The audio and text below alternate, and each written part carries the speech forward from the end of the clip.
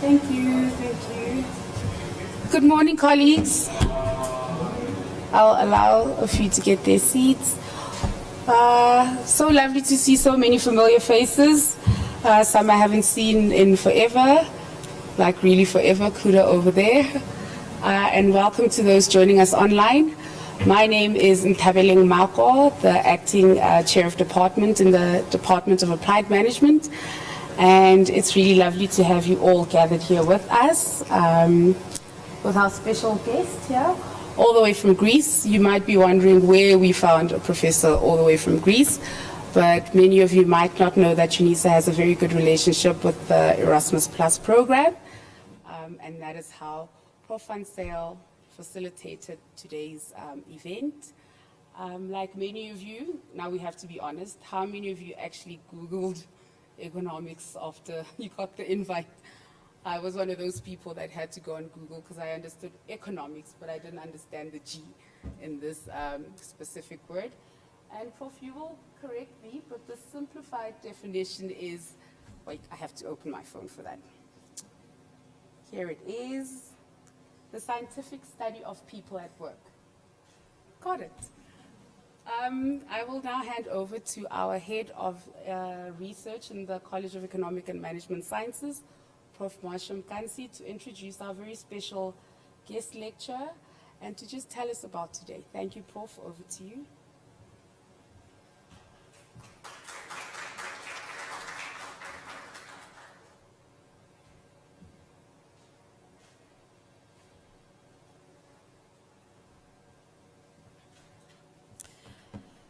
To the program director, Dr. Manko, our distinguished keynote speaker, Prof. Sakalari, our honorable guest, Prof. George Selekisi, and colleagues, college, as well as the Department of Applied Management Executive Management Committee, good morning and welcome to the workshop on office ergonomics.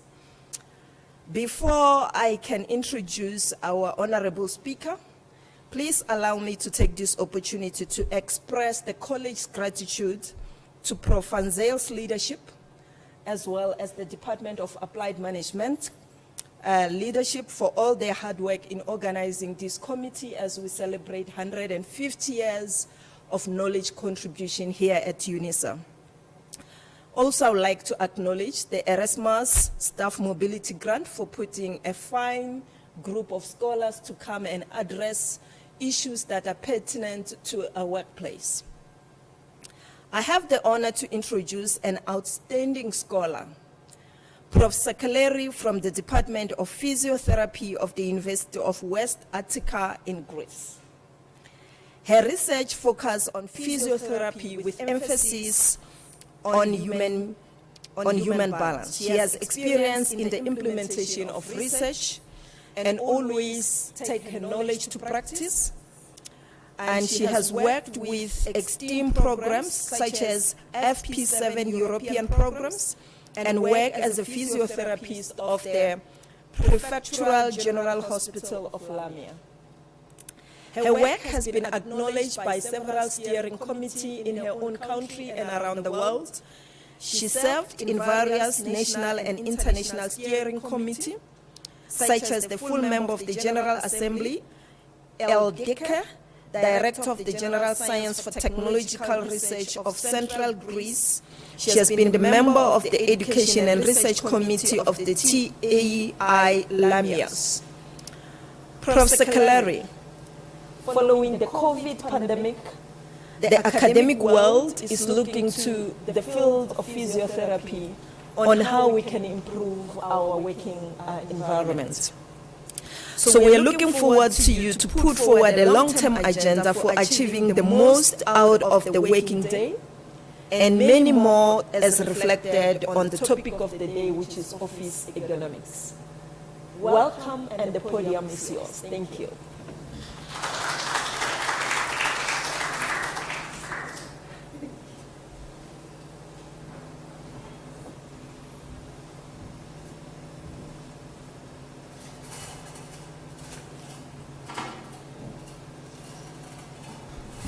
Dr. Moko, colleagues from the International Office, colleagues from UNISA, colleagues from South Africa, students, friends, invited people here today.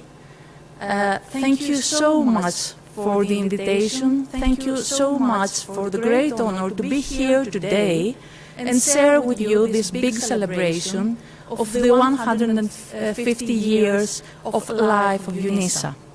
This is a very important day for you and for us and for the collaboration that we are going to start and have for the next few years. I wish to thank UNISA Erasmus plus ICM International Representative, Professor Van Zel, for her kind invitation.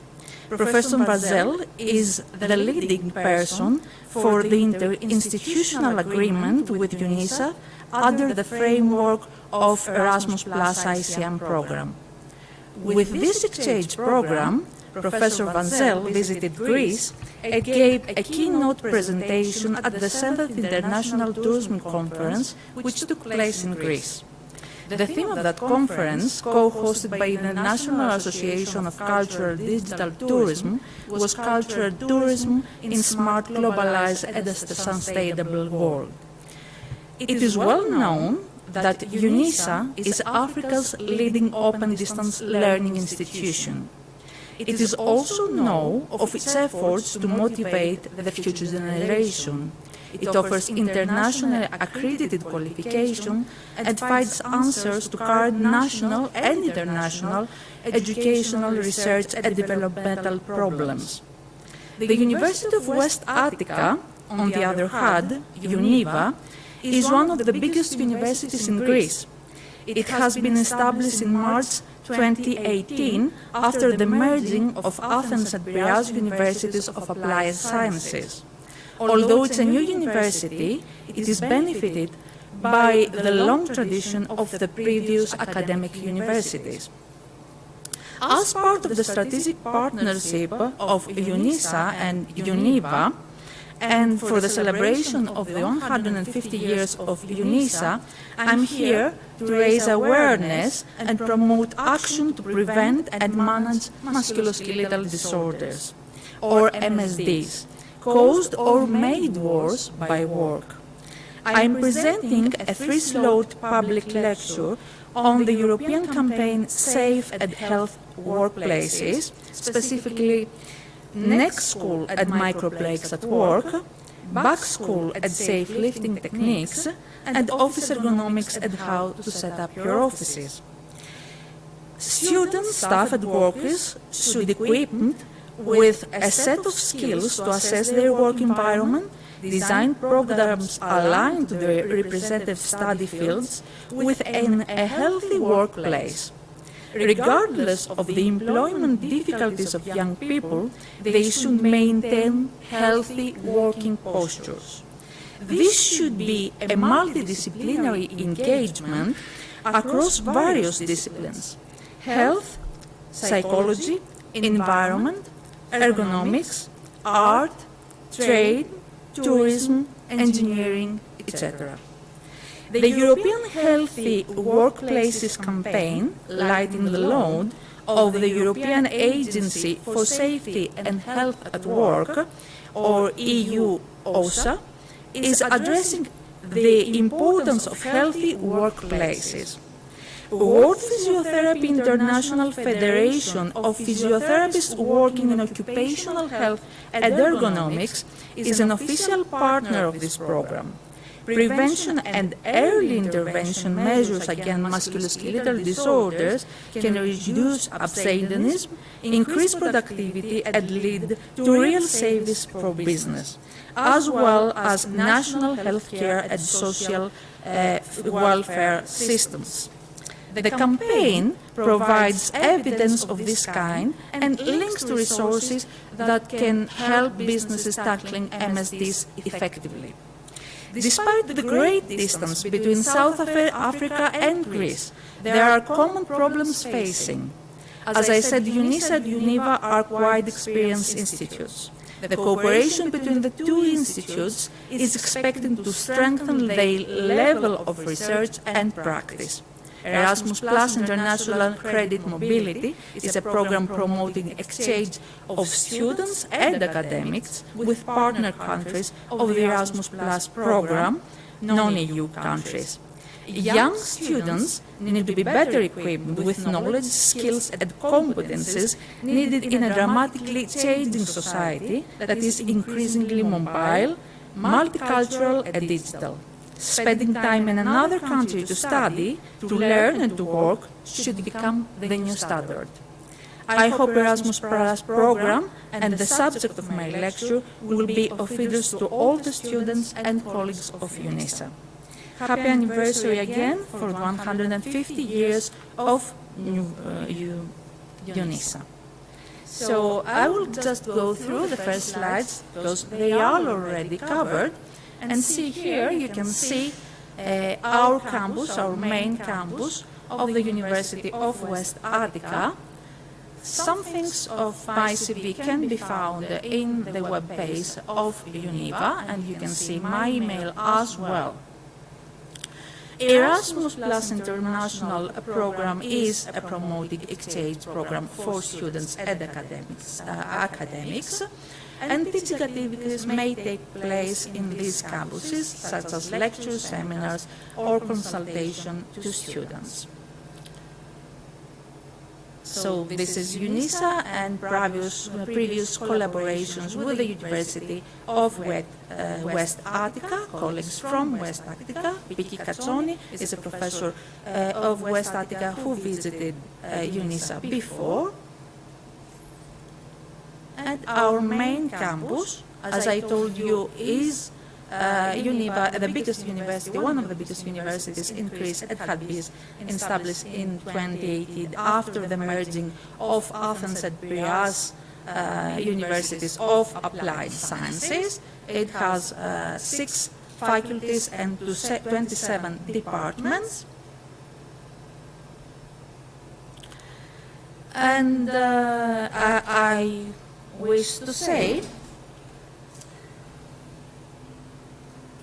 that physiotherapists working in occupational health and ergonomics, because I understood that ergonomics is quite unknown to you, but physiotherapy might is.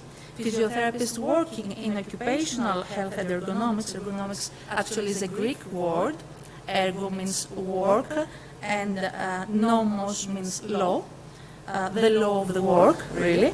A physiotherapist with additional knowledge and skills on physical load limits and policies at the workplace, on risk assessment regarding physical load limits, on technical, organizational and personal adjustments to lighten the load, on occupational health guidelines regarding musculoskeletal disorders, on participatory approach, and on communication and collaboration with employees, companies, representatives, ensuring privacy and healthcare laws, basically on what works best for workers. So, as I told you before, the International Federation of Physical Therapists working in Occupational Health and Ergonomics, IFPO, which I am representing here today also, wants to support, its vision is to support, develop and promote the international practice of physiotherapists working in occupational health and ergonomics in order to improve the health and well-being of the global workforce. Also, a few words about the European Healthy Workplaces campaign. This kicked off in October 2020 and ran through the end of 2022. The aim of the campaign is to raise awareness and promote action to prevent and manage musculoskeletal disorders.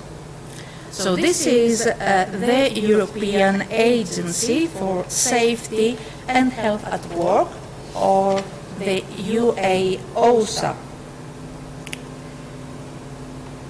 So, what's the problem?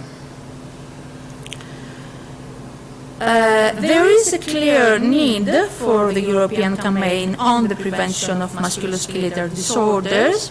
3 of the 4 most frequent identified health safety risk factors by companies in EU are musculoskeletal risks. There are repetitive head and arm movements, prolonged sitting and lifting, and moving heavy loads. Roughly 3 in every 5 workers in EU report these complaints. How can it be managed? Musculoskeletal are preventative and manageable. The workplace risk assessment is the first line action, a combination of preventative measures to eliminate and control risk, encourage workers to participation in these actions, are the main parts of the management. I will go through the main campaign messages.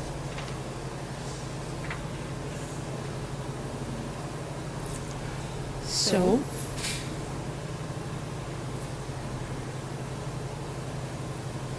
the core message, the main message of the campaign, is that musculoskeletal disorders are preventable and manageable, as I told you, and that the prevention measures are often simple and low cost. And taking an integrated approach and promoting a culture of prevention are essential. The campaign also emphasizes that intervention to prevent problems should be early, and that includes early intervention in health care places as well as in the workplace. The rehabilitation and return to work should be part of the workplace approach to musculoskeletal disorders, that we need to stay active and move more, and there is a close connection between musculoskeletal disorders and work-related stress psychology, and that therefore they should be managed together in the workplace. And finally, that we should be promoting musculoskeletal health in schools for healthier future generation of workers. Musculoskeletal disorders are preventative. Taking an integrated approach and promoting a culture of prevention are essential.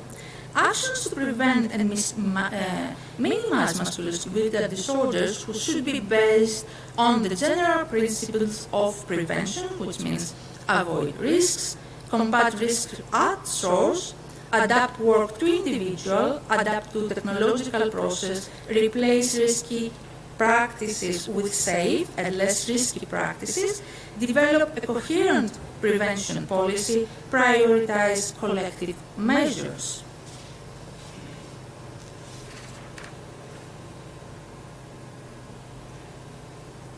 So,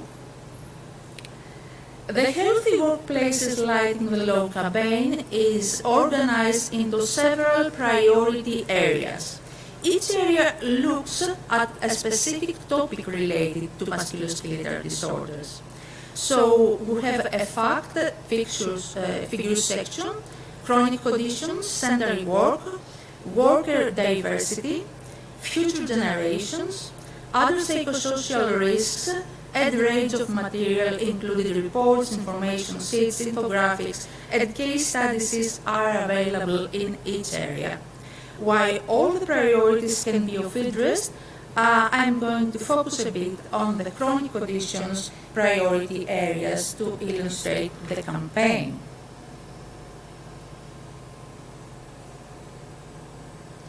So, the campaign message is specific to working with chronic musculoskeletal disorders, including that people do not have to be 100% fit to work. So we need to focus on worker abilities and not disabilities, or what they can do and not what they can't do in healthcare.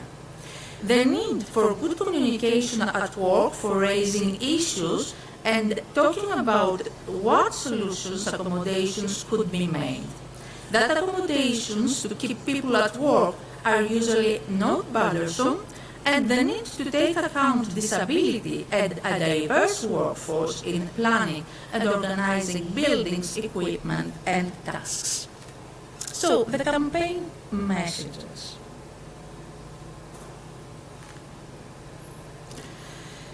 Is also emphasizing the importance of occupational safety and health in supporting workers with chronic musculoskeletal conditions to remain at work. European employers have legal duties to carry out health and safety risk assessments and to introduce preventive measures, and this must take account of workers who are particularly sensitive.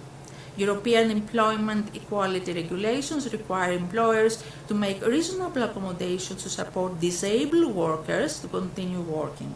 Health and safety risk assessment. Oh, I don't know how to do that, I'm afraid. Healthy safety risk assessment approach can help determine the right measures to take in these cases. Sorry, colleagues, it's the volume. I think the people on that side can't hear well. So someone can assist.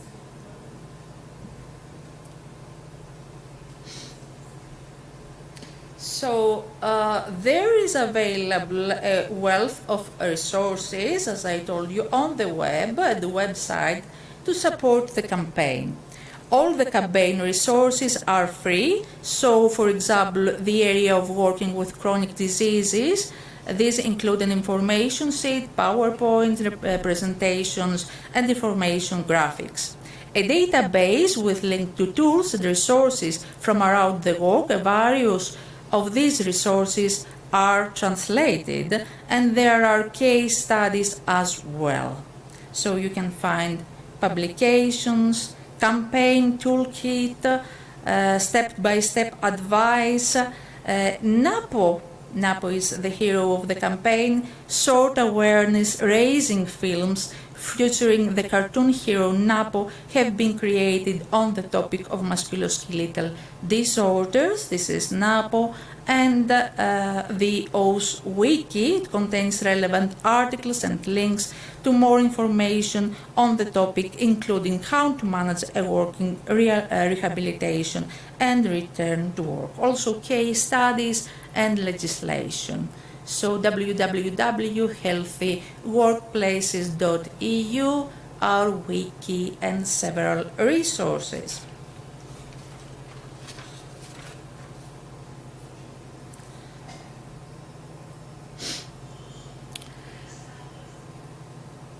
So these are the campaign partners.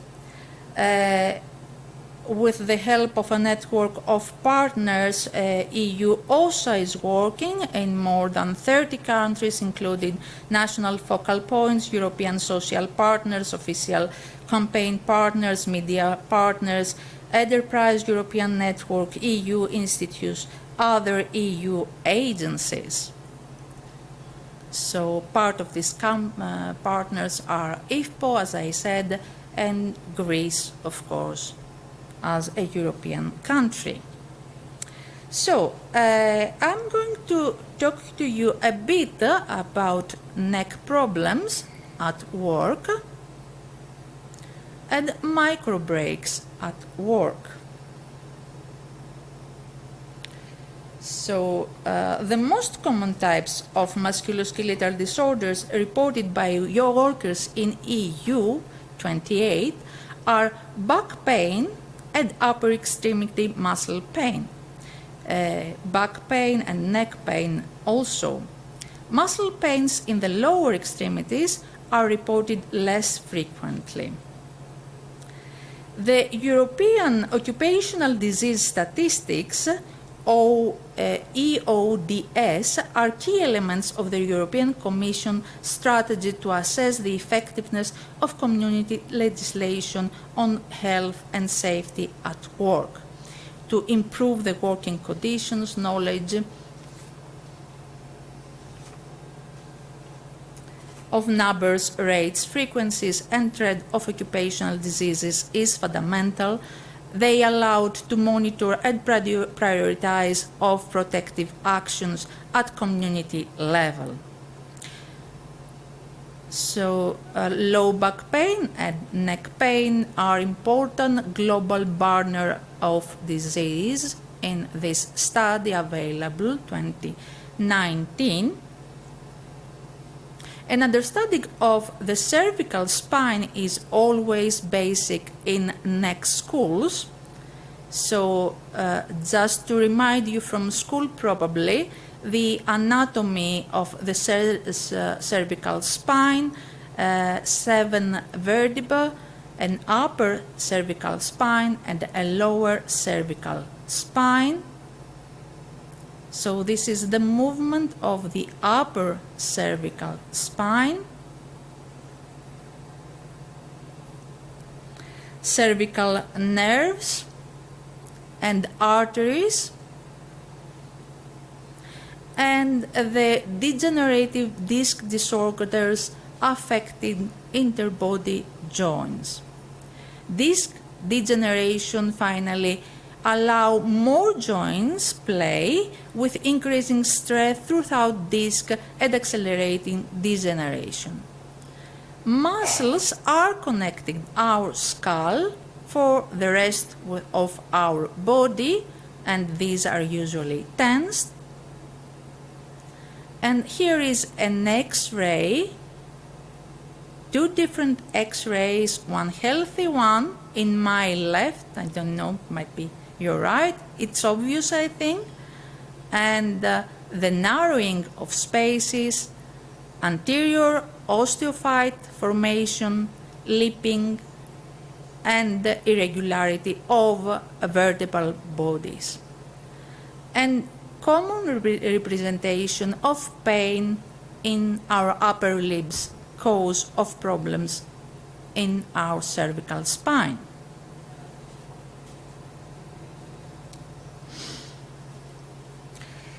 Here are common characteristics of musculoskeletal disorders.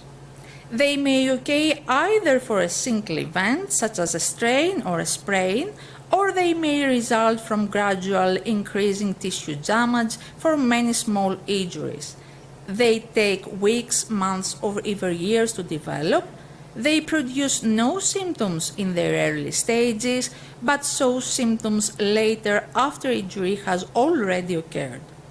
Contributing causes of musculoskeletal disorders may be presented both at work and in the home or during recreational activity, and the same musculoskeletal disorder may differ in severity from person to person if they have been doing similar tasks or a similar period of time.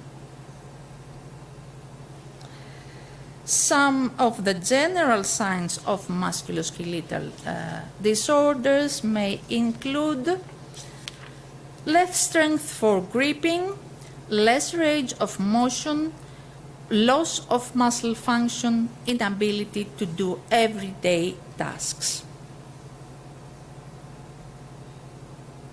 So this can see the lady suffering. Your back and neck may experience shooting pains or prolonged stiffness. Your shoulders may experience pain, stiffness, and loss of mobility. Your arms and legs also. So back and neck, shoulders are common problems, but several other musculoskeletal problems are also very often.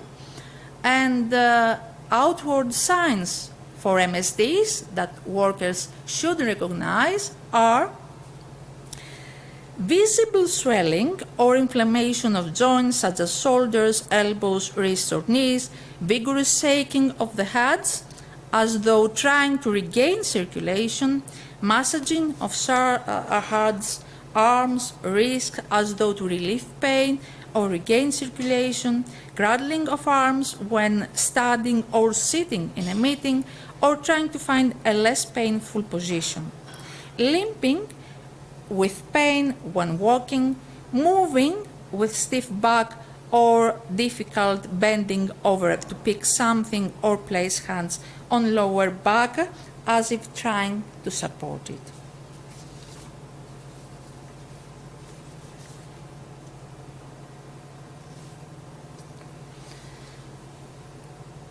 Most mobile region of the spine and most compiled articulation system of the body is the cervical spine. It's a complex region, as you might expect. So here you can see that we should act immediately, report our problem, seek medical attention, early treatment and intervention can prevent permanent injury. From the risk factors that lead to MSTs are repeated motion, forceful exertions, awkward positions, contact stress, vibrations also. So just to remember a little bit of the things that we have told before, which are these musculoskeletal symptoms. Tingling, obviously yes. Racing of heart is different. Pain, yes. Numbness, yes. Loss of muscle function, yes. Dizziness, no. Excessive cough, no. Stiffness, yes. Swelling of joints, yes. So finally, to protect yourselves,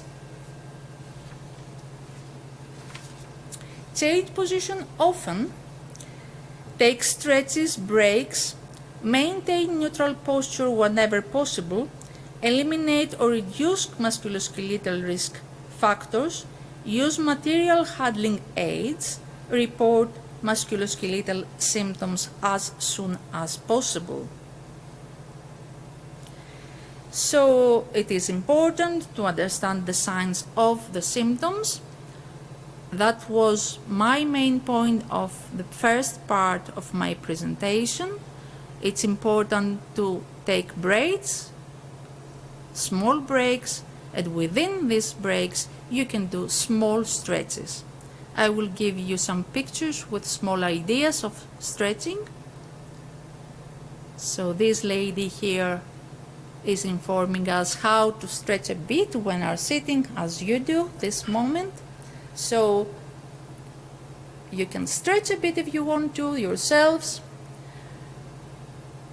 It should be a light stretching, not really pushing your head and keeping it there, let's say for 10 seconds, not very much, and you can change the direction of the stretching as well, and change from the other direction as well.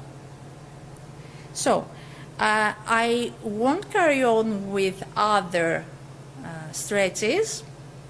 As you imagine, there are several stretches, but I want to hear from you if there are questions, so to move on in the second part of the presentation.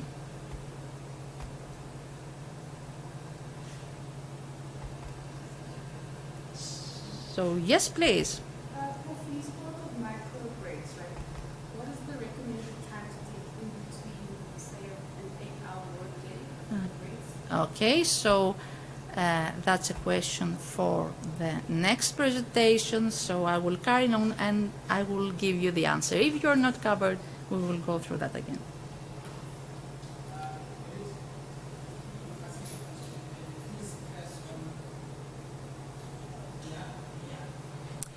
Prof, I was wondering if you don't mind going through those stretches, or we can do that in the second part, because for the sort of the practical part is very valuable. Can we go through those stretches that you went past? I know that the practical part is very valuable. Next time that I will be invited, we won't do it in such a place. We will do it in a plain room where we could do some more presentation of this kind of slides. I could go back at the end and present several ideas for stretches. Or also, I can make available these slides to Professor Van Gil, and the drawing of these stretches are included in the slides, so you can have them available.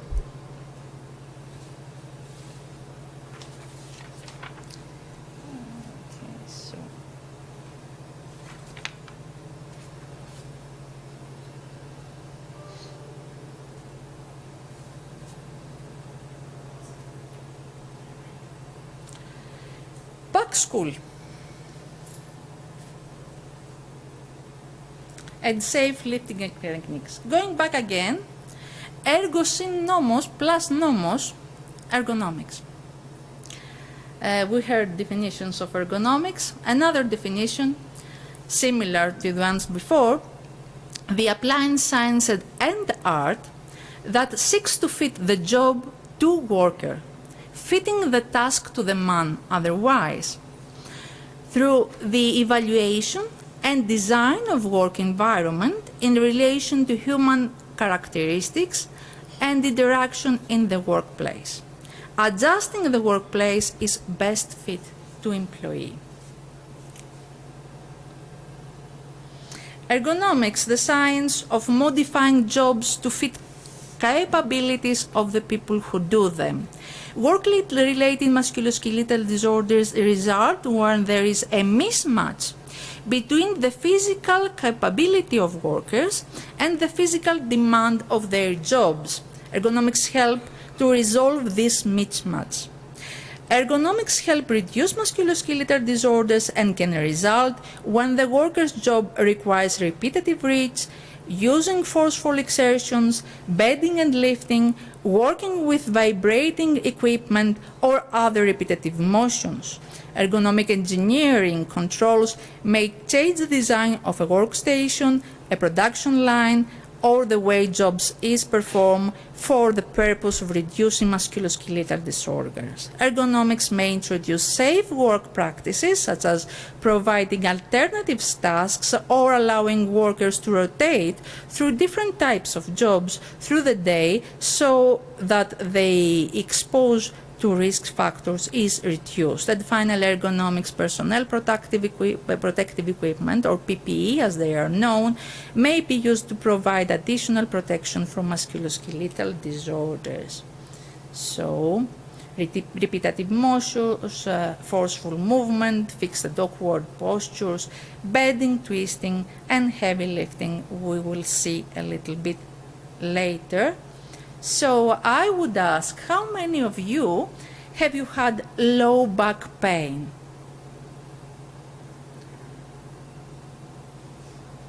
Not many. I would say not many. More heads now. More heads now.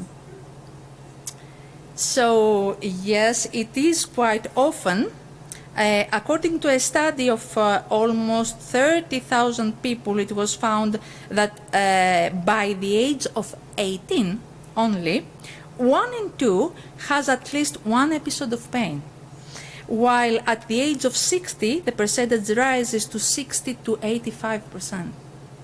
The musculoskeletal diseases of spinal column, although they are one of the most frequent reasons to visit to primary health care providers, but also the absence from work, they continue to be the diagnostic enigma of modern society. Of sufferers, they are left without a clear diagnosis, and treatment is based mainly on the patient's subjective report of their clinical condition.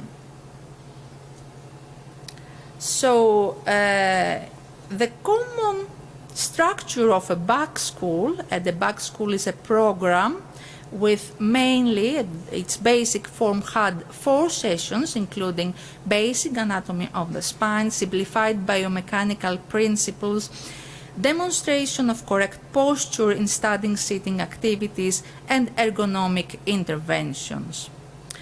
And during the courses, the patients had relaxed supine positions with bent knees, semi-follower, to reduce lumbar pain and initially useful information on function and anatomy of important structures of the lumbar spine and their protection, strengthening exercise and self-management strategies were introduced. Nowadays, more psychological knowledge is added to back schools and biological knowledge as well. So, musculoskeletal diseases and common and complex conditions. The treatments are costly, so the prevention is very much important. Low back pain can arise from many and different parts and structures within the back. The back includes muscles, ligaments, tendons, nerves, and blood vessels, any one of which can give rise to pain. The back has two basic roles: to protect the spinal cord and to allow us to move. Back pain usually involves some loss of the ability to move easily. And this is a herniated discs. Sometimes the source of the pain can be identified, as in the case of pain from a prolapse intervertebral disc. One clinical study found that the facet joints to be the commonest source of common pain, followed by the disc. 40% coming from the joints, the facet joints, and 26% cases of the discs. Here are the nerves getting out of our spine here, and a nerve can be pitched, and this can give rise to back pain. Apparently, there are more joints in the back than discs. There are many more muscles than joints, and the common cause of low back pain is when one or more muscles forget to relax. That's the most common part. We call this a somatic dysfunction. So this is a muscle spasm which can cause a nerve root to be irritated. In somatic dysfunction, some muscles become overactive, spasm, and other muscles become inactive. This is a compression of a nerve. Any dysfunction involving from the thoracic or lumbar spine, upper in our thorax or lower in our lumbar, and sarcoiliac joint, even lower, or the hip, can create low back pain. In addition to prolapsed discs, many other factors, clinical conditions, can give rise to back pain, including ankylosing spondylitis, spondylolisthesis, spinal stenosis, or sciatica. The latter condition occurs when the synaptic nerve is irritated, possibly giving rise lower to our leg, but many times not. For example, information of direct pressure from a nearby muscle can also lead to synaptic nerve irritation. That's the sciatic nerve, and that's a close by muscle which many times irritate and pressures sciatic nerves because of the overtension. So you told me before, many of you had, who gets back pain? Almost everyone, as we discussed before. So I will go through 10 facts about 10 basic principles that they have been found lately by the team of O'Sullivan. 10 facts every person should know, as he says, about back pain. Here is the research of 2020 from the British Journal of Sports Medicine.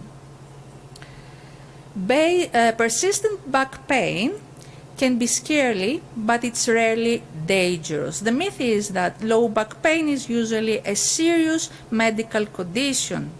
but it's rarely life-threatening and you are very unlikely to end up in a wheelchair.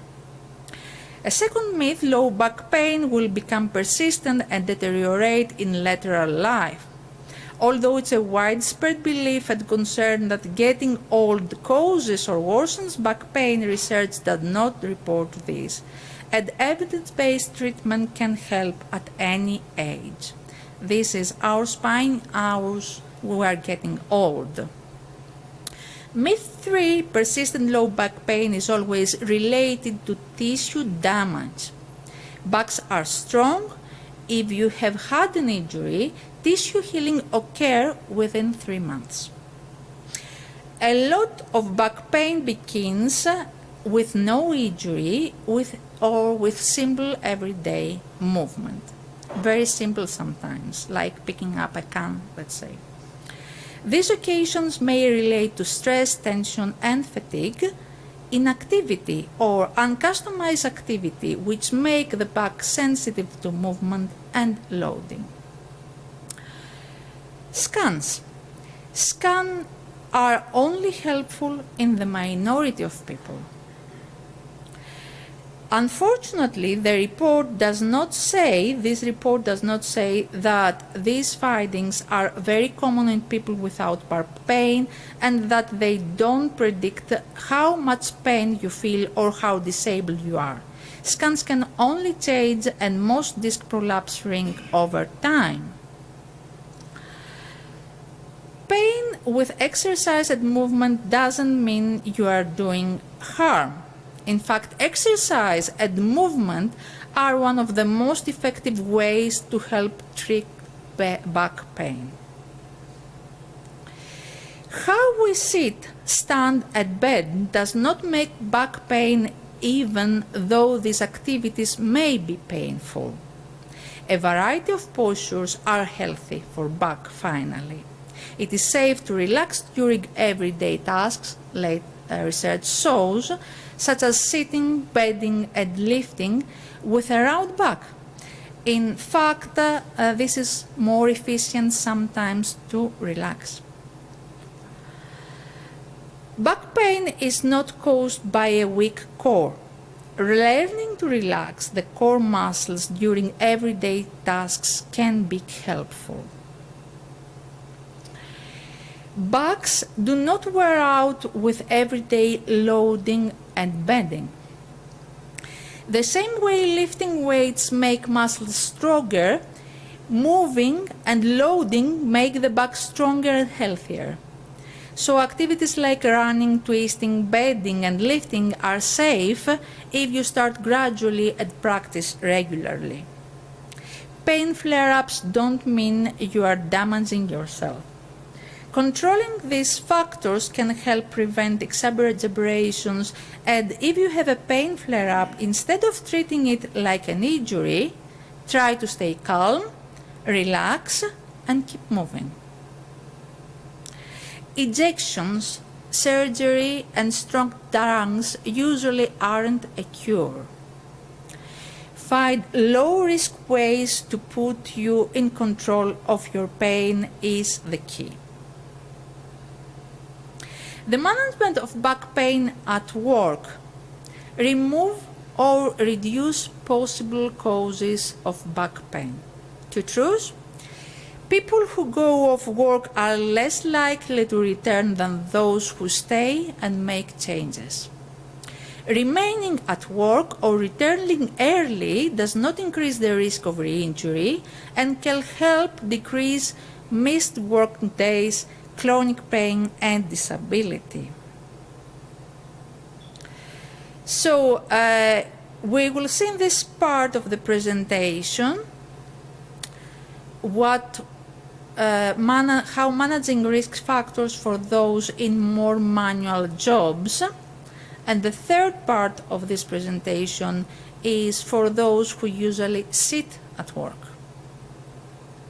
So a few words for those in more manual jobs. Aids such as simple trolleys or measures to reduce the amount of bedding or stretching required. Unfortunately, there is no evidence that low back pain, low lumbar supports or back belts provide an effective solution. Job rotation or task redistribution, changes in duties and activities to avoid activities that exacerbate back pain, such as manual handling or heavy lifting, changing in working hours, log or more frequent breaks to enable employees to stretch or exercise. Running health promotion training programs about back care, back schools, and how to prevent low back problems is a solution. Also, cognitive therapy. In some instances, some of the cognitive therapy might be helpful to change how people think about and cope their symptoms, but in other cases, simply avoiding a negative attitude and approach can be effective. Psychosocial factors can contribute to the risk of back pain and other musculoskeletal disorders. If an individual is happy and content in their work, then they will have a more positive attitude toward that work and continue in it. So don't leave it too long. Catch symptoms early than suffer in silence. Work activities can aggravate back symptoms. Encouraging early reporting and early action is vital, leading to avoid the individual's need to go off work. Making early simple adjustment to workplaces, activities or routines can be relatively easy to adopt in these early stages. Employers have specific duties. Everyone has a role to play. Employers' duties is to identify, reduce or remove relevant risks. On the other hand, individual employees have a duty in keeping their back healthy, especially if they have had episodes of pain in the past. So an employer duty could be to provide suitable workstation, and individual need is to use the workstation correctly. Combined with general health life science issues, preventative actions and early interventions can help reduce the risk of acute episodes of back pain becoming chronic and can lessen the impact of chronic conditions. So everybody gains, the employee remains at work without that pain causing them problem and discomfort, and the employer retains an employee. They have interest, time and resources in the recruitment and training.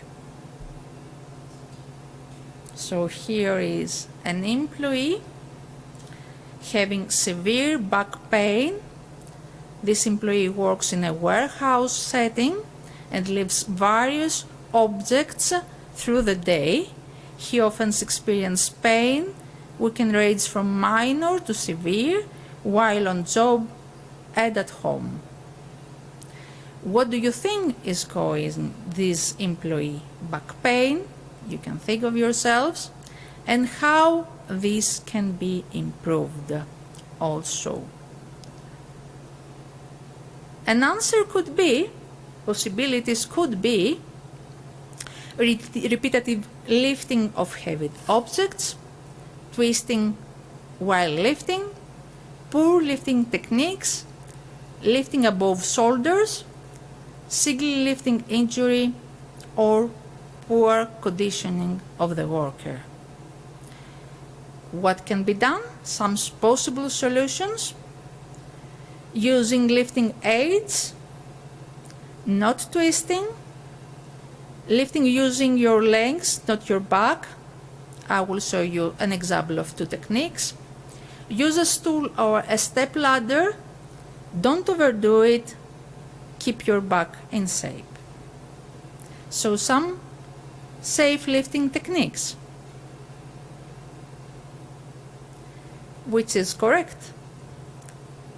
Round back, lifting the weight with the back, lifting the weight with the legs. Lifting and shifting. Your body can cope with many daily stresses and strains. However, there are things you and your employer can do to prevent this resulting in back problems. Probably the most important thing to do a risk assessment to identify which activities in which situations could lead to injury. Such risk assessment should look at defining the task, defining the load, the working environment, the individual, any other factors that may have an impact on the situation. So, a risk assessment should make people aware of the risks involved and find ways of reducing this risk. And this may include adjusting the task, using as said before, adjust the load, altering the working environment and your capabilities. One of the most common causes of back pain is a manual labor setting is a result of lifting and carrying objects.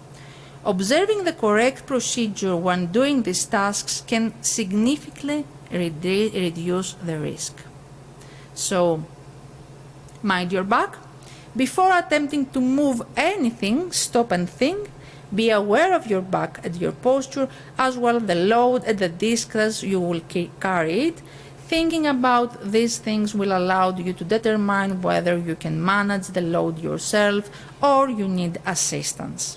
So adopt a stable position, bend your knees, ensure good hold on your load, be smooth, carry your movement, put it down, be careful not to trap your fingers, find alternatives and reduce the risk. Here is the squat lift. You always have to plan the lift, know how heavy the object is, clean a path and know where the object it is to be placed. Lift close to your body. This will make the body stronger and more stable. Ensure there is a firm hold on the object and balance it close to your body. Tighten the stomach muscles. Avoid breath holding. Lift with the legs. That's the right answer. Avoid straining. Get help. Keep your back straight. Knees behind toes. Keep knees parallel. This is another lift. This is called the golfer's lift. The golfer's lift is another lift technique that is useful for picking something off the floor. This works best when using something like a chair or table for support when bedding. Kick out the unsupported leg. This helps to keep your back healthy. Plan and prepare. That's a tip. Protect your feet and hands with starby work, shoes and gloves. Warming up with gentle stretches. Check the load for weight and move content by dragging it towards you. Get help for heavy or clumsy loads. Hold the load between the shoulder and the knee height and not overreach. Try not to bend. Keep it close. As you lift, keep your back straight and the lows close to your body. Step or pivot, don't twist, or side bend while moving the load. Slide and tighten, pull the load toward your stomach, tighten the muscle as you get ready to lift.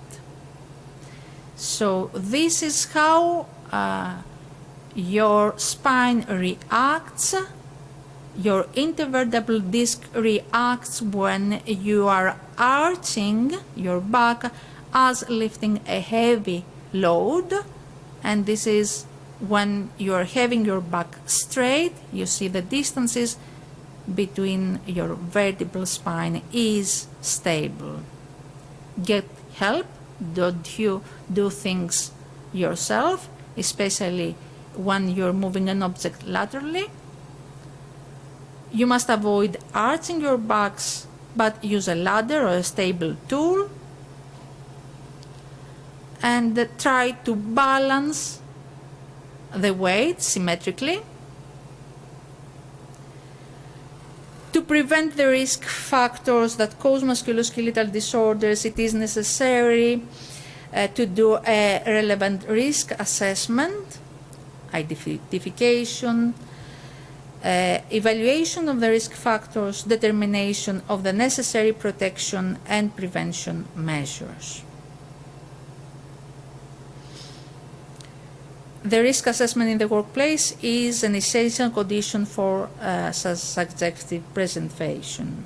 Sorry, something flags.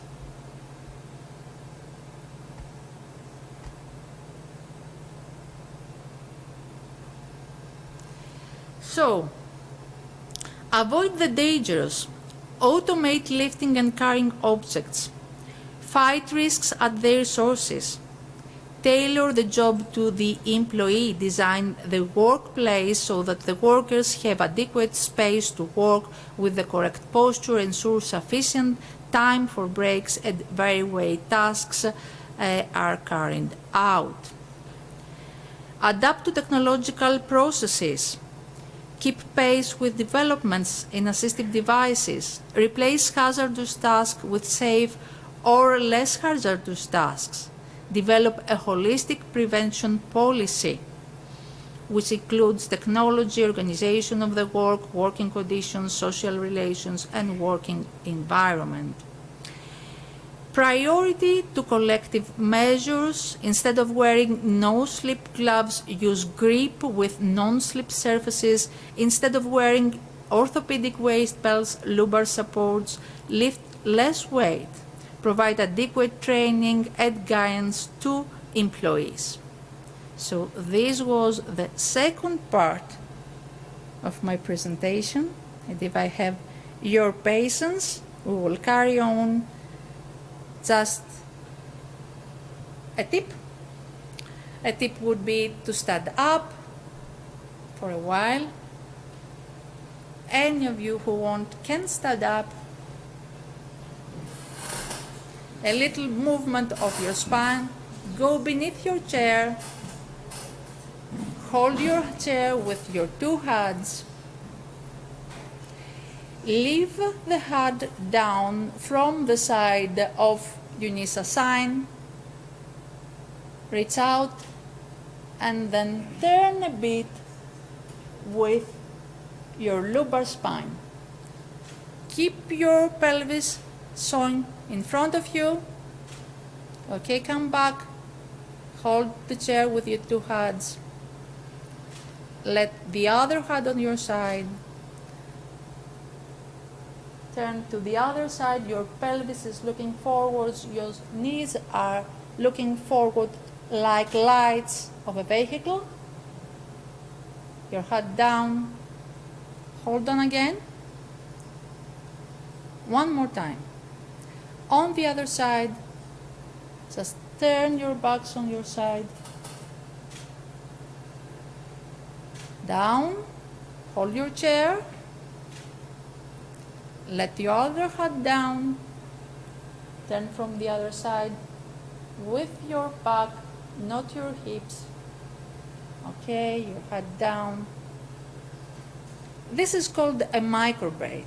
This was an exercise from an Otago exercise program. The name Otago is from a university in Australia, the Otago, New Zealand actually, the Otago University. Several exercises, of course, you may sit down to carry on with the third part of the presentation. Just be patient. When I will be back again and I will do this practical, we might do some more exercise which requires another equipment, as you see in the slide, which we cannot do it now, of course.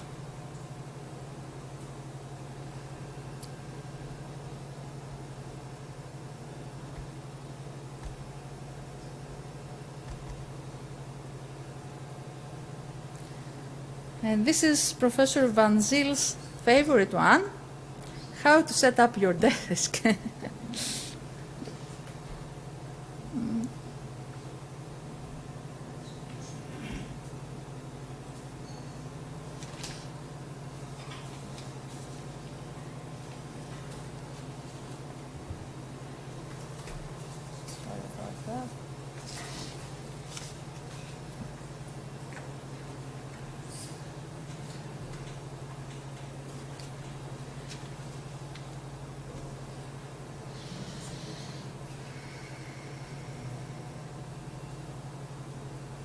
So we've seen what ergonomics are and some characteristics of it. We will see a bit how to adjust our chairs, our sitting posture, keeping active, avoid musculoskeletal strains and sprains by varying work tasks, simple stretches and mobility exercises. So adjusting the workspace to best fit the employee is a definition of ergonomics also, and it can include workstation design, desk, chair, space, layout, working posture, sitting, standing, reaching, lifting, work organization, pace, breaks, variety, tools, equipment, and furniture design according to body size, height, gender, etc. Manual material handling, with we saw some details before, and working environment, ventilation, noise, temperature, humidity, light, and vision. So just to remind what are musculoskeletal disorders, daily they are injuries or illnesses of soft tissue and nervous system that affect your body muscles, nerves, and tendons, which leads to tendinitis, affect ligaments, joints, or spinal discs, are about 63% of musculoskeletal injuries occur from repetitive motion. This is for our offices true also. 20% from repetitive placing or grasping or moving objects, 9% from typing or key entry, and 8% from repetitive use of tools. Occur when a single event or many small injuries take weeks, months, or years to develop, produce no symptoms in early stages, contributing causes may occur at home and at work, and same musculoskeletal disorders may differ in severity from person to person. From the symptoms, muscle fatigue, tight band of pain across shoulders and back, pain or stiffness, difficulty in fingers, thumb and hand movements, difficulty gripping objects, loss of sensitivity to touch, numbness, tingling, burning, weakness and pain, repetitive motions, forceful movements, fixed awkward positions, bending, twisting, heavy lifting objects. Ergonomics awareness, we've seen that before, also learning to recognize potential work-specific ergonomic hazards through additional training and or workplace inspection. If you are a common computer user, ask yourself the following. Are office chairs height adjustable? Do the chair armrest interfere with the keyboard tray? Is the seat pan long enough to fully support the legs, but not dig into the back of the knees? Is the computer mouse resting on the computer keyboard tray? Are telephone headsets available for frequent telephone use? Are laptops fully equipped? Controlling hazards.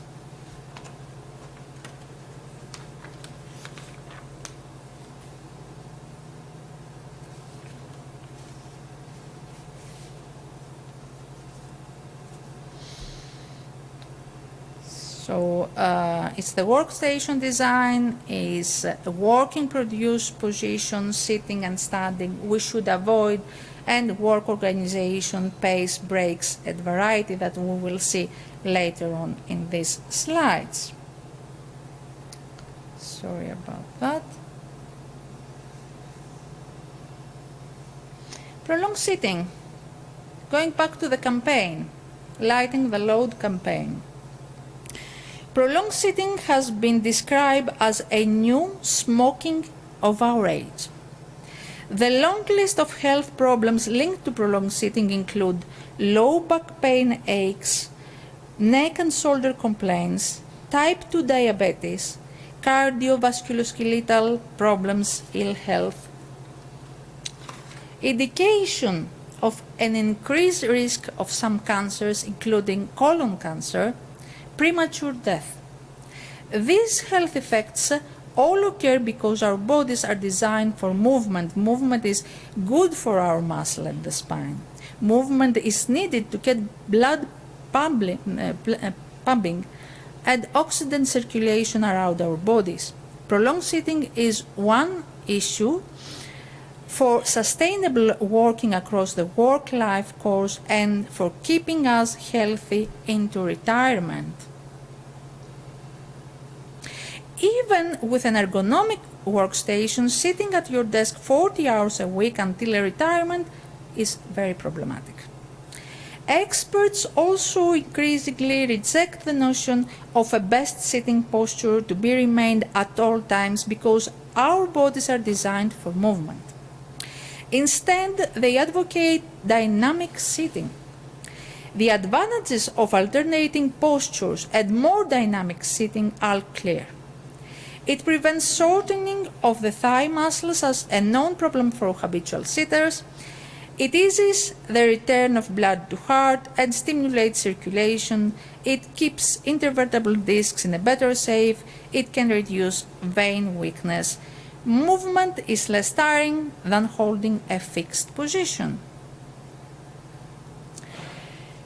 The requirements of European Occupational Safety Health Framework Directive to assess risks and adapt work to workers are relevant to avoiding and improving sitting work, as is the requirement for the provision of periodic breaks or changing of activity requirements in the Display Screening Equipment DSE Directive. Guidance on prolonged sitting suggests the following. This was the answer for the question before, Professor Muko. Always get up after 2 hours of sitting for at least 10 minutes. Avoid long periods of sitting. Aim to get up every 20 to 30 minutes. Short, frequent micro breaks are better than longer breaks taken occasionally. Avoid exceeding a maximum of 5 hours, some others says prohibited, sitting on work each day, so 5 sitting hours per day. This is based on guidance from the Netherlands and Australia.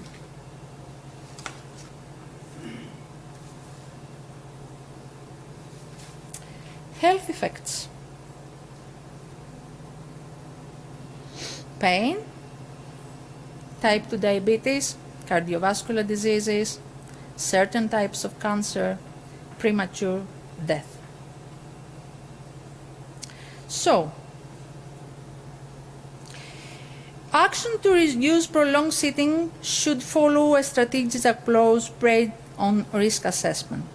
The approach should cover work organization, task and ergonomics of the workstation, adjustable workstations, and sitting ergonomic mouse. This should be combined with specific measures to promote movement and ways of working more dynamically. Health promotion such as back care education is part of an integrated approach, but is not effective alone. Our next posture is the best posture.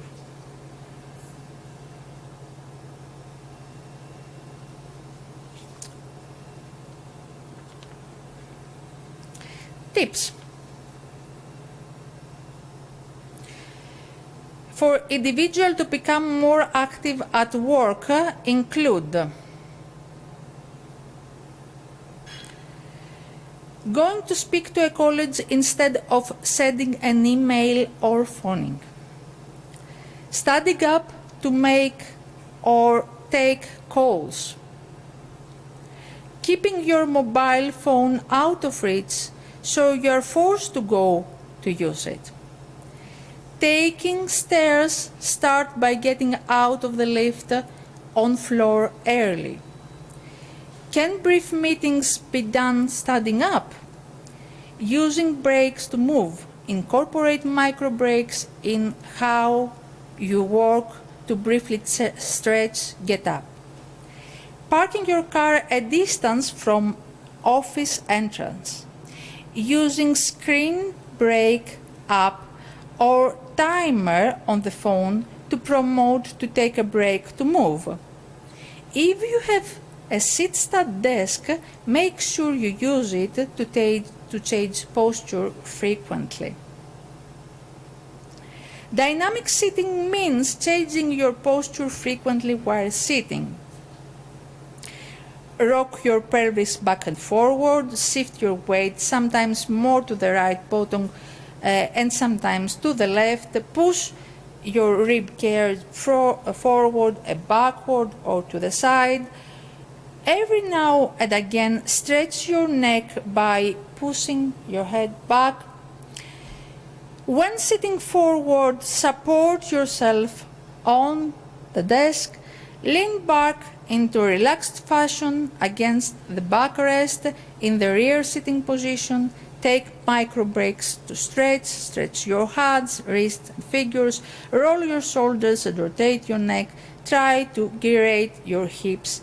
Taking a pause to breathe in and out deeply is good for the spine and muscles.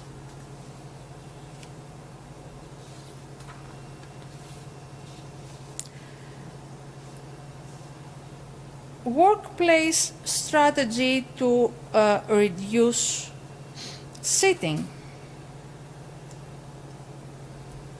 Basic on risk assessment, good prevention practice, specific measurements to promote movement, leadership, culture for promote active ways of working, worker involvement, health promotion. Motivate. Stretching in meetings. Printers and waste containers are advised to be only in common areas. Study areas. Sit-stat desks. Seating which allows posture change. Fitness equipment and cordless phones. We gave before some tips and some tips from dynamic sitting. Some telework tips. Teleworking is a new thing, not for this university though. Has become particularly relevant to all of us during the COVID-19 pandemic. Some workers can find themselves working longer hours without breaks when teleworking at home. However, it can also provide additional opportunities for movement. Some tips for teleworking include wear comfortable clothing, that you can move and stretch easily, take regular breaks to get out of your chair, move around and stretch, take rubbish out, do a small household task, stretch while you're waiting for kettle to boil or coffee maker to finish, take a quick walk around the garden. If you have a cordless microphone, you can turn your camera off during conference call, you can walk around and stretch. Suggest scheduling stretching breaks at the start and during online meetings. Treat exercise with same priority as a work phone call and set up time for it. Are there different ways you could work for short periods other than sitting at your desk the whole time? If workers are teleworking continuously, they need an ergonomic workstation. Several apps and devices are nowadays popular. So Public Health England has created the Active 10 app as part of their physical activity campaign, which encourages people, particularly those on the lower end of activity spectrum, to take 30 minutes of brisk walking throughout the day. The Stand Up reminds the user to get up and give various exercises that can be performed during studying. Acupedo is an accurate pedometer app that monitors your daily walking on the home screen of your phone. Sitting time calculator are used to show how much one is sitting and to learn whether one is at risk of sitting disease. Driving at work. Drivers adjust the seat, avoid leaning into the wheels, change posture, get out of the vehicle to eat, etc. Don't substitute studying for prolonged sitting. The opposite of studying is moving and not sitting. Prolonged sitting can cause health problems and it is tiring. Also, adjustable ergonomic school furniture should be used, and you should be enabling children to change position when sitting and promote musculoskeletal health. Involve children in creating an active school and prevent risks to staff. NAPO and other resources of the campaign are relevant and available. Sit, stand, and move, because our next posture is the best posture. And of course, nobody likes to feel uncomfortable at work. Spending too much time like that, you can start to have bad effect on your health. Ergonomics is all about arranging our environment. The right equipment helps, but you don't have to spend a fortune on it. Small changes can make a big impact. Posture is important. When your body is in proper alignment, your feet better, which means you can work better. It's called natural body posture, which means your feet are flat on the floor or in a footrest. Your knees and thighs are level or slightly lower than your hips. The small curve in the lower back is supported. Your shoulders and elbows are relaxed and resting at your sides. Hand, wrist, and forearms are straight in parallel with the floor. Your head is level and facing forward. Adjustability is key to comfort. When it comes to chairs, one side definitely doesn't fit all. Adjustability is the key. Raise or lower the key height so your feet are flat on the floor. If your chair doesn't go low enough, use a footrest. Sit with your hips far back in the chair as possible. There should be 1 or 2 inches between the back of the knees and the front edge of the chair. If the seat's too deep and you don't have another chair, use a lumbar wedge or pillar. There are also should be 1 to 2 inches between the outside of the thigh and the side of the seat. It helps to ask a co-worker to adjust the seat back while you sit in the chair, and you'll know immediately when it feels right. Adjustable chairs, sometimes we have them and we are not adjusting them. Some chairs offer adjustable lumbar support, although the lumbar pillow is an option. Make sure the lumbar support on your chair matches the natural S curve of your lower back. Adjust your chair. If you use the armrest, your shoulders should be relaxed and not hugged up. If the arm is getting in the way, lower or even remove them. So we should adjust our equipment. Several other advices are available in ergonomic textbooks, but we will skip it because very many resources are available in the campaign, and you can have a look for videos also. And I know that you are doing work here in UNISA in computer screens and videos and PhD studies and PhD projects as well. So, as I said, different choices are available for working, studying at work, and doing exercises. There are several tips, but in the campaign material, you will see several advices. Get moving at work. Your NAPO films are available. So, sitting and moving is the solution. Thank you very much for your attention. You can relax and stretch. I just saw my picture here. I just saw myself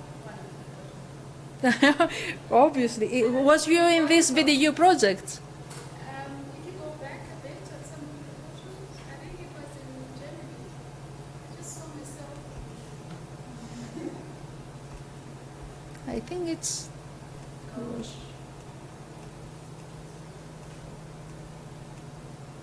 This one?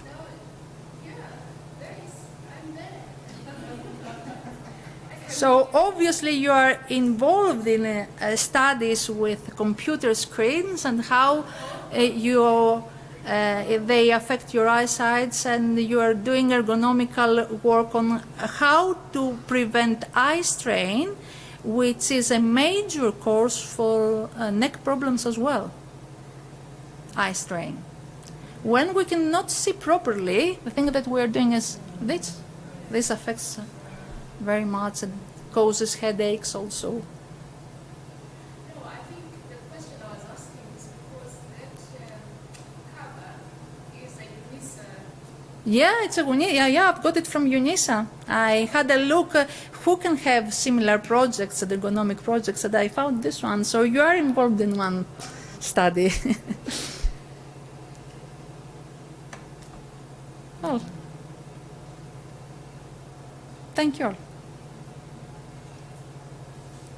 If there are no questions.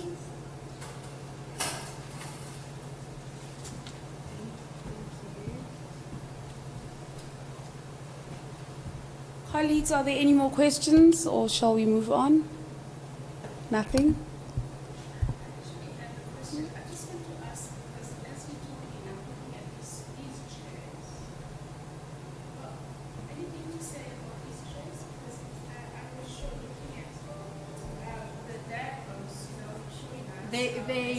I cannot see the lower part of them, but they should support.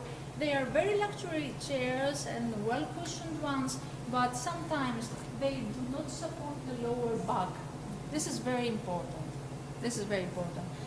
You can see studies that they have been done for cars, and nowadays cars are very adjustable in their lower back. Chairs should be like that also. If you see that it's not supporting your lower back, it's not healthy to not maintain the curve of the lower back. So you need to have a pillow in your lower back so that your spine maintains the natural curve. Thank you, colleagues. Thank you, Prof. Sakalari. I think what I took from this presentation is that the body is really an amazing work of art, but to enjoy it, you need to take care of it. And in our line of work, this was very relevant. Thank you, Prof. Sakalari, again. With us, we have someone from the office that makes things happen, and that is the Deputy Director of Strategic Partnerships, Mesiza Makubani, who we have asked to give our closing remarks and our vote of thanks as well. Over to you, Mayor.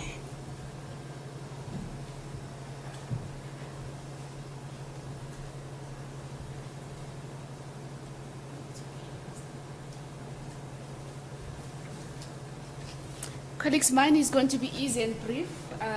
Firstly, let me introduce myself because it is a great opportunity for me to stand up here. Thank you to Professor Van Zyl. Many of you probably do not know we exist. And my name is Siza Makubani. I come from the Internationalization and Partnerships Unit. When you come to this room here, you would have perhaps gone through the first floor, and that's where you'll see some flags there. The door is not clear whether there's a door or windows. We are there. This is the office there. We used to be called International Relations and Partnerships Directorate. We became Strategic Partnerships, and now we are Internationalization and Partnerships. So it is important that I tell you about that. I just want to say thank you very much from our colleagues from Greece. Really, today we talked about MSD and so many other words. We normally would talk about ergonomics and we will think that we're doing the right things, but I think it was so important for us to be here to listen to this lecture. Professor Van Zyl, thank you very much. But also, importantly, colleagues, I think we need to appreciate the, could I say, the privilege from the European Union, because the Erasmus Plus program is designed for the Europeans. However, because the Europeans want to work with the world, want to advance their own interest as well, then they open up to get the third world countries to get involved. So as UNISA, therefore, and many other institutions are involved in the Erasmus Plus program, I just want to say that we have been slow in getting involved in these programs. Not only for us as academics, you know, yourselves, as I'm not an academic, but for our students as well.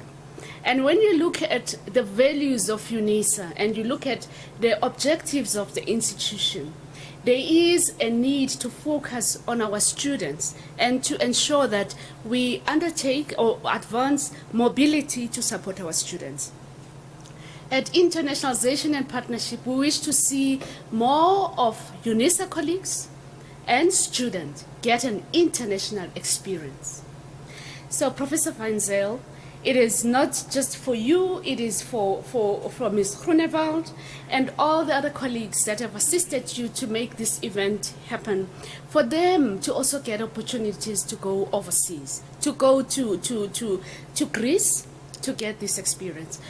I want to take this one moment to just indicate to you that we probably have missed a boat on some of the Erasmus Plus calls or programs, because I'm carrying this thing here. It's a pity I didn't prepare a presentation. The closing dates, some of them are around February. I was just saying to Professor Mkansi, the Erasmus program comes with different, there are Erasmus Plus, let me say, different programs. And as UNISA, this now is the one focusing on mobility. But we can focus on capacity building. We can focus. There's also the Jean Monnet. I think some UNISA academics have been involved in that one. We can also focus on the other one, which I think is very important, the virtual exchange in higher education and youth. The closing date is the 26th of April, 2023.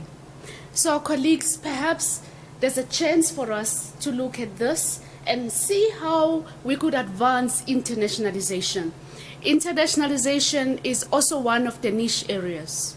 So we need to consider these opportunities. It is there, I checked that, and I also looked, I'm not sure if this will cover UNISA, probably not.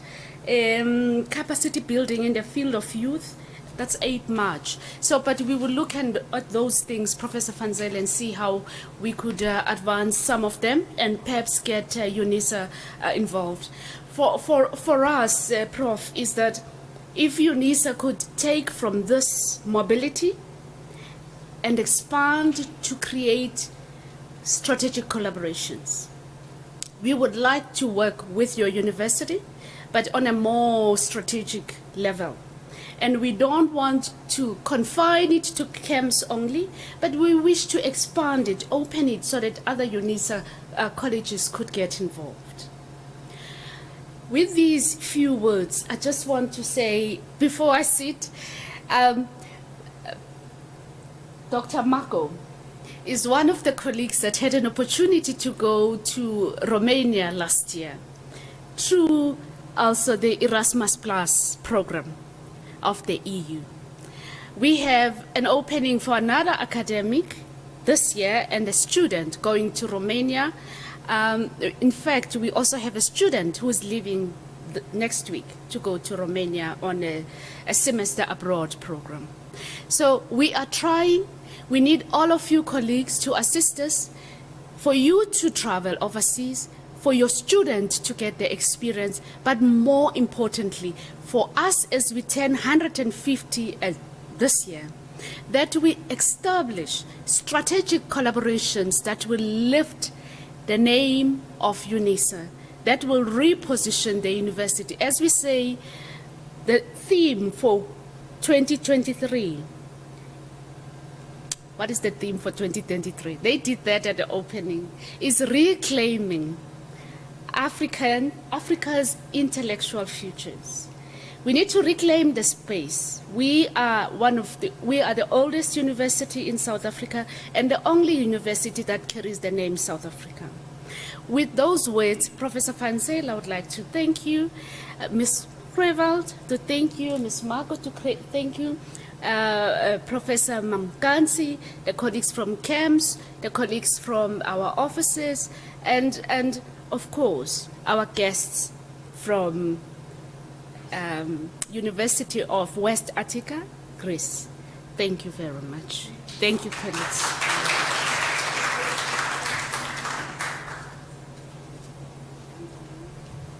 Thank you, Messi Zamakubane. She is telling the truth, guys. I was one of the beneficiaries, not political though, kidding, of the Erasmus Plus grant last year.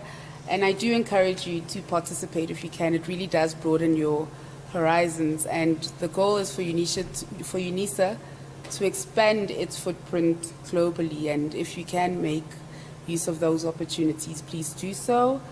We've come to the end of our program. And we would like to thank you all for attending. You could have been anywhere in your offices since we're back on campus, but you chose to be here with us today, and I'd like to thank you all. I'd like to thank Prof. Sakalari, who came here with her family all the way from Greece, for gracing us with that very insightful presentation. I'd like to thank Prof. Van Zyl. I cannot thank you enough for this opportunity and for this exposure for the college. Thank you, Sandra, as well, for all the effort you put into making today possible. And with that being said, colleagues, thank you, and I hope to see you soon. Goodbye.